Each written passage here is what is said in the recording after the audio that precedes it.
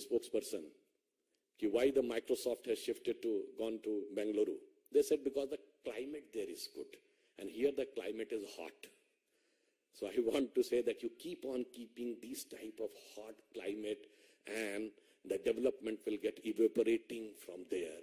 That's why I want to urge the Tamil people, think of the Tamil pride, which is all over the world, all over the India, one of the most prominent religious temples were there. And look at the pace of development, look at the work undertaken for the poor and downtrodden, and have a clear, categorical vision in your mind कि कौन किसके साथ खड़ा है, कौन भारत के विकास के साथ खड़ा है, कौन भारत के समूल नाश के साथ खड़ा है. हम we want to say कि हम उस भारत के साथ खड़े हैं जो अब दुनिया में नई छलांग लगाने के लिए आगे बढ़ रहा है और जिसको पूरा विश्व दुनिया से, पूरे दुनिया भर से सब लोग उसका सम्मान कर रहे हैं.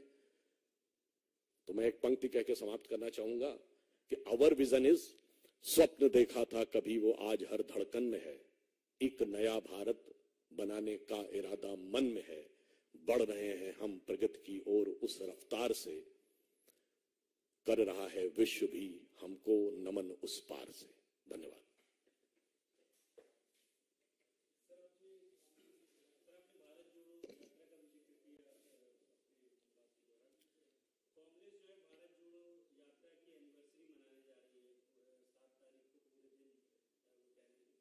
बरसी मनाने जा रही है. Again, I would like to re-emphasize. I am having 3-4 clear categorical questions. मैं उसको re-emphasize कर देना चाहूँ. Number 1, the name of the conference was Eradication of Sanatan Dharma. I want a clear answer from Congress Party. You are in favor of eradicating Sanatan Dharma और तमिलनाडु के DMK के मंत्री उदयनिधि जो स्टालिन जी के बेटे हैं,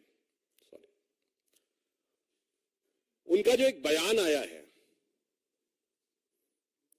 उससे ये मोहब्बत के दुकानदार का असली किरदार अब पूरी तरह उजागर हो गया है. क्योंकि हम ये कह रहे हैं कि ये कोई आइसोलेशन में दिया गया बयान नहीं है.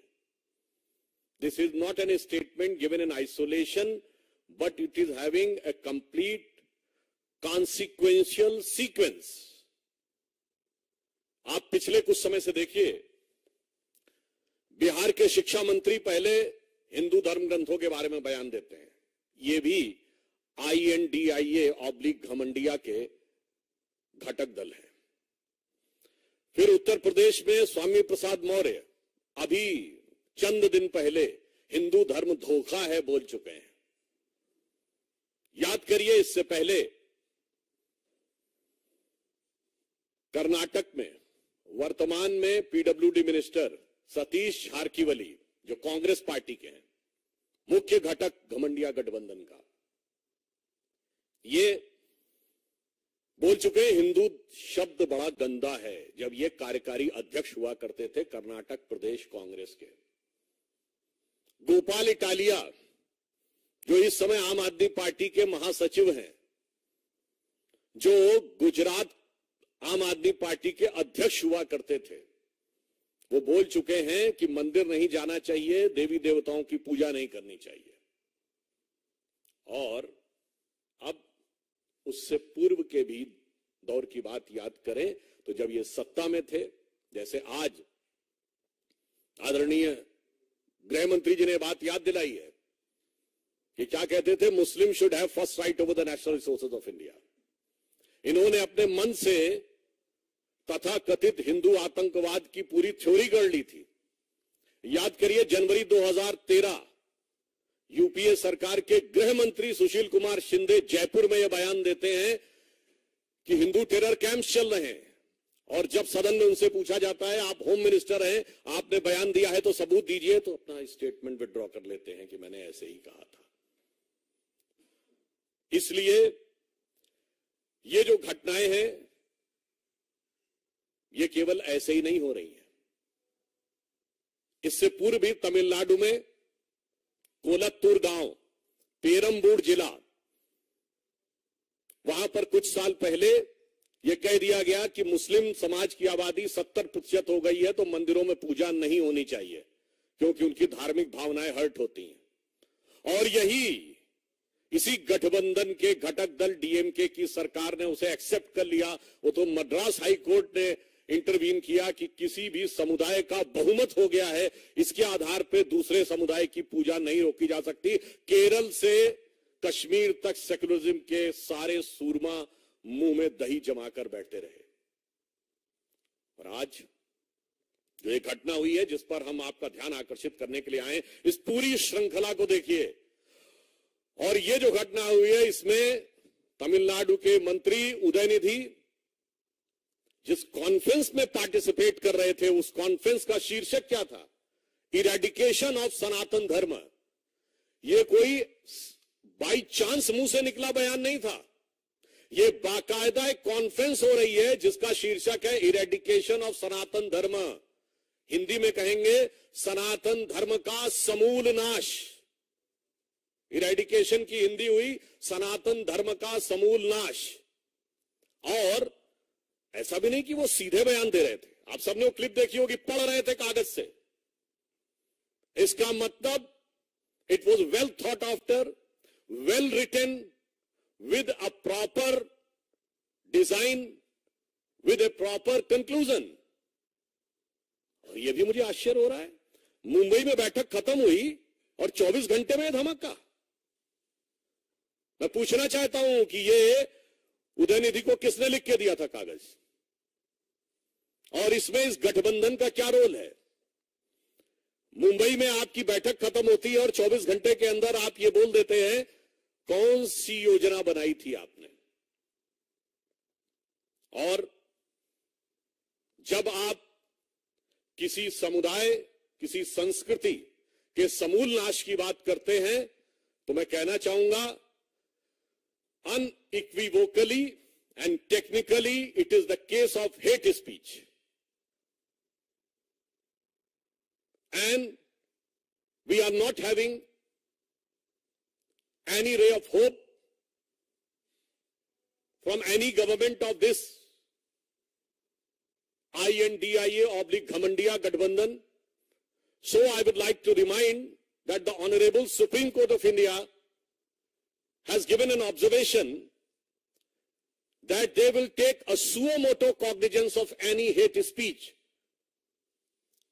So I hope that the Honorable Supreme Court will be keeping an eye and will be having the strict vigil and will take appropriate step on this utterly unequivocal, damaging, violence-provoking hate speech, because it is not only insult, it is saying eradication means to finish।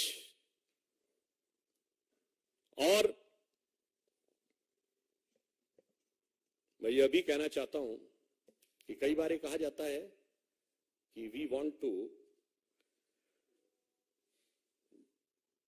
digress the issue.